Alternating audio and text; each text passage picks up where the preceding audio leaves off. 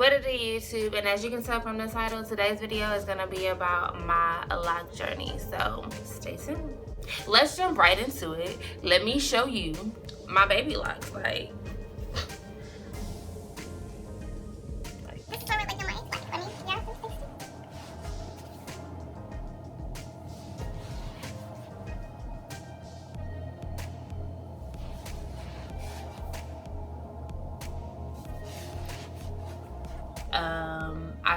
I am starting with comb coils, and I have like a brick kind of sort of layered pattern. Even though this is A1, like it's taken a while to get to this point, but I'm glad it has, because like I'm in love. Like I feel comfortable starting my journey. I'm excited. You know, I am starting short. It is all me. I did contemplate like actually starting with extensions, but yeah, no, this so when I was looking at the last video, I didn't really like how I explained the story, so I decided to just come back, record, and then attach that to the video. No, I don't have on makeup, so excuse that. Anywho, so the point of this was for me to kind of explain the journey it took, the journey I had actually getting to a starting point with my locks. So initially I had a buzz cut. It was really cute. I had the sides shaved off, and for the most part it was like a little mohawk type situation.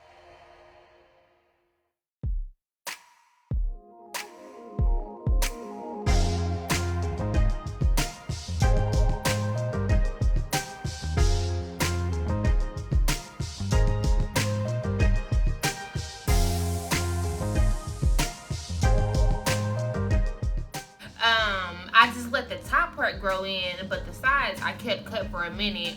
And then I started thinking about getting my locks, because my husband actually grew his hair out to get locks, and I would braid it up a little bit. So while I was doing that research, I discovered that I wanted to get locks myself. The initial plan was to wait for my hair to get longer than it was. And as you can see, that didn't happen. What I actually ended up doing was, once I figured out that I actually wanted locks, right, I stopped dyeing my hair. Because when I had my buzz cut, I would dye my hair. And so the parts of my hair, like the ends of my hair that had been dyed like multiple times, dead or whatever, and I knew that wouldn't be good when starting locks. So what I ended up doing is just cutting the dyed part off, and it was just the black part, which worked out well because my sides, like I said beforehand, my sides were shaved, and I knew I didn't want to be stuck with the I didn't want to be stuck with only dreads in the middle. I didn't want to be stuck with that hairstyle forever. So I let my hair grow back on the sides for like another, well, I had let all of it grow back, because at this point I had cut the dye part off. So all of it was like semi-even, but I let it grow back for another like 6 to 8 months or so, and then I told my husband, like, I'm gonna start my locks tomorrow. And so the next day I got up and I two-strand twisted my hair, and because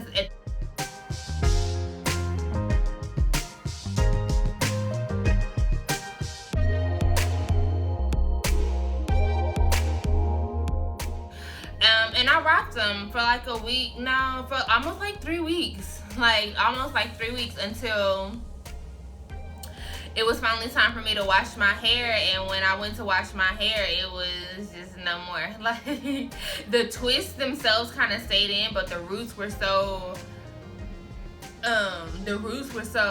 agitated and blended in together that I really just did not know what was going on. And trying to hold the mirror and, you know, trying to still part and stuff like that when your hair is kind of like a fro was a bit much, and so I got frustrated, and so I just took them down. And when I took them down, I knew I still wanted to get locked. So of course my first response after me taking them down was to find somebody that could do my locks. So I found this one stylist. She did locks. She does different parting styles. So she does the bricklayer parting. She does triangle parting. I'm not sure if she did diamond parting or not, but I definitely knew that she did triangle. And if you and triangle parting was kind of what I thought I wanted, but ultimately ended up changing. But after further looking at her stuff, like I booked, she was available like, you know, within a few days. Because of course, the first person that I went to try to get to start my locks was Damian Walter. But Damian, at that time, it was like the end of June. He didn't have another appointment open until like the beginning of August. And that was just too long. Like, I was not about to wait that long to get my hair done or whatever. So while even going to Damian's website, there was also another person named who comes up for the service of starter locks, and it was Kels.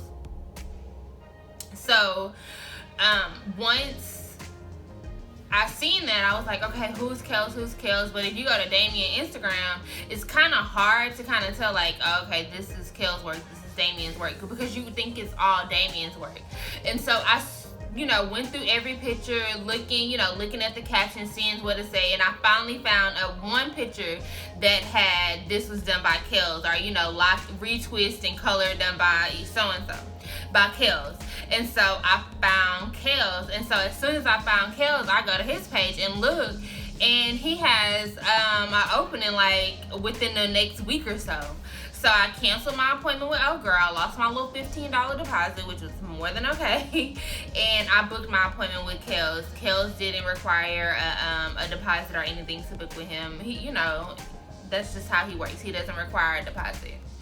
But what I was unsure of, no, actually, that's not even how it happened. What happened was, so I figured out who Kels was. So in order to book with Damian, you have to first go to him and get a consultation. I assumed that was just a salon practice, right? I didn't think it was individual to Damian, but it is. It's just his situation. So each stylist have their own system of how they book clients and how that process goes. But because I text the person who covers Damian's, I guess, phone or whatever, like his receptionist, I don't know what you would call that job or whatever, but I text that number asking like, hey, is the booking process the same for Kels? Well, hell, they ain't never text me back. So I just went to the salon, because I know you don't have to have no appointment or anything to do Damian's consultation. So I assumed that it was the same for him. So I went to the salon, met Kels, cool dude, a lot of personality, really sweet. And he was like, girl, no, you ain't need to come. You ain't need no consultation or anything like that. That's just for Damian. Why did I do that? That's just for Damian and you know, whoop-de-wop. Because also with Damian, you also have to pay like 60% of whatever your service is before, at the time of booking. When you book, you gotta pay him 60% of whatever the cost of your service is in order to book your appointment. It wasn't the situation with Kels, so I went there, didn't need to pay him no money. I thought I did, I had the money too. But he was like, no, just, you know, pay me, you know, when you come for your service or whatever. I was like, cool, bet. So I booked with him then. Once I finally made my booking with him, I did cancel my original appointment, which was cool because it was still, what, like 2 days before, a day or two before old girl, you know, before my appointment with the other chick. So I just texted her and like let her know I wanted to cancel, and that was that. So come to that day, it was like with July the 6th. So July the 6th comes, you know, I have my appointment, and he coils my hair. It was beautiful. My coils were neat. He shampooed my hair, deep conditioned my hair, and gave me my starter locks, right? I like how they look.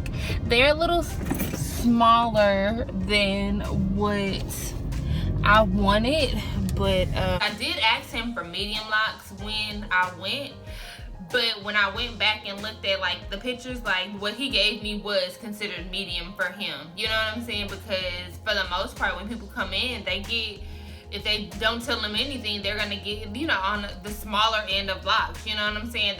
But I was, you know, I was rolling with it. I felt like it was his expert. He did it based on what his expertise, and he gave me something that he knew would work with my hair. So I wasn't fighting that. So then 3 weeks, really trying to wait. It was actually like 2.5 weeks, because I was trying to wait till 3 weeks, but the back part of my hair, which I'll show y'all, the back part of my hair, it was just shot. It was just done for it. So I go in, I was like, well, the back part came out. He was like, yeah, I seen. So he get to washing my hair, and he scrub. You know, he shampooed 2 times. I think he put some conditioner in my hair. And before he leave me to sit with the conditioner, he was like, well, your locks came out. So it's basically gonna be like we starting over. So my heart was broken. But I had to sit there with the conditioner. I mean, at that point, what was I gonna do? Nothing, right? So, conditioner on my head, I was like, okay, bet, let me tell him what I really want. Like, let me tell him, you know what I'm saying? Like, hey, sit in the chair. I was like, can you make them bigger?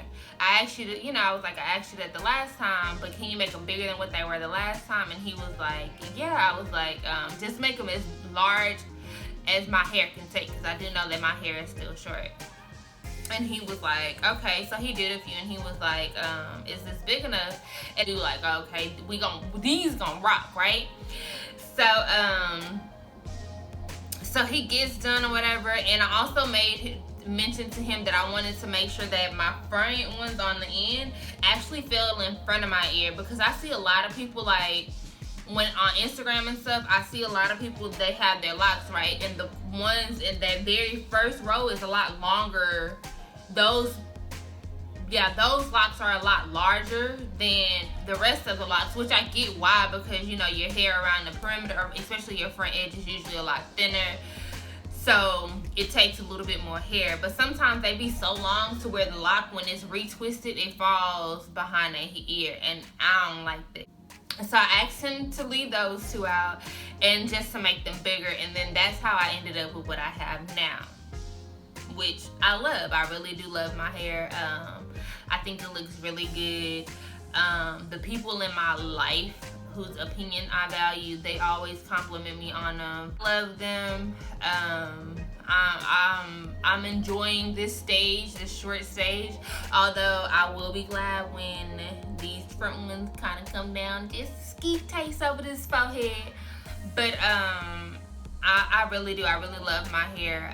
The only thing that I'm concerned with now is that, like, the next time I go and get my hair washed, is he gonna wash this shit out again?